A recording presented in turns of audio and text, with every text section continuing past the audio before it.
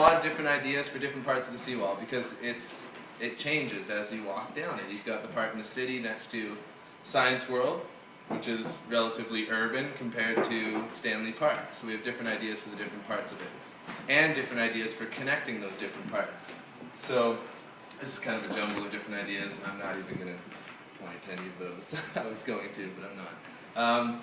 So the area around Stanley Park, that's with the forest and stuff like that, and you've got the seawall, and then you've got the water, and in between you've got this area where you don't walk, you don't interact with. You just kind of walk down the seawall, and you see the water over there, and you look at it and you admire how pretty it is. But we had this idea of a changing landscape as the tide goes down. It reveals this kind of playground that you can play on, these different walkways that weren't there when the tide is up. And so it's kind of dynamic. It's changing as, depending on what time of day it is, it'll be this different landscape that you can kind of interact with in different ways. And then if you go back towards the city, there's where the little boat goes across the channel there by Burrard Bridge. Instead of just having the boat and waiting for that, you would have this walkway, this bridge, or stepping stones, or some kind of thing. That might be too dangerous, but some kind of bridge that comes up at different intervals. So it'll go below the water, and then maybe every 15 minutes or however long, it would come up and you could walk across, and a whole bunch of people would get across or whatever. And that would connect you to the urban part of the seawall, where you would have, we had a whole bunch of ideas for that area.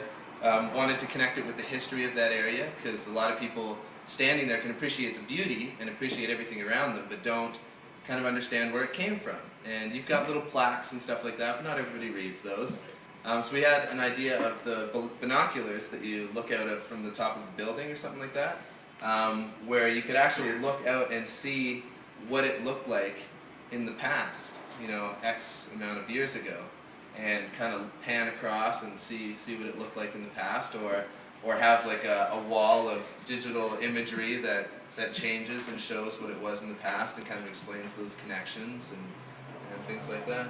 There's a whole bunch of other ideas, but basically that's the idea, is to have kind of different sections where it's an interactive thing as you go through it. I don't know, you guys help me out. Oh yeah, and once because we wanted to have this, me as a skateboarder, you can build as many skate parks as you want. It won't solve the issue of wanting to go out in the streets and skateboard on stuff. That's for other things, like you say. So we want to kind of incorporate that into what we're doing in the seawall as well, with like some kind of aggression, some kind of angst going on, and we wanted to use the waves and the water for that. So have some kind of a glass wall where the waves are crashing against it in a storm, and you can experience that closely.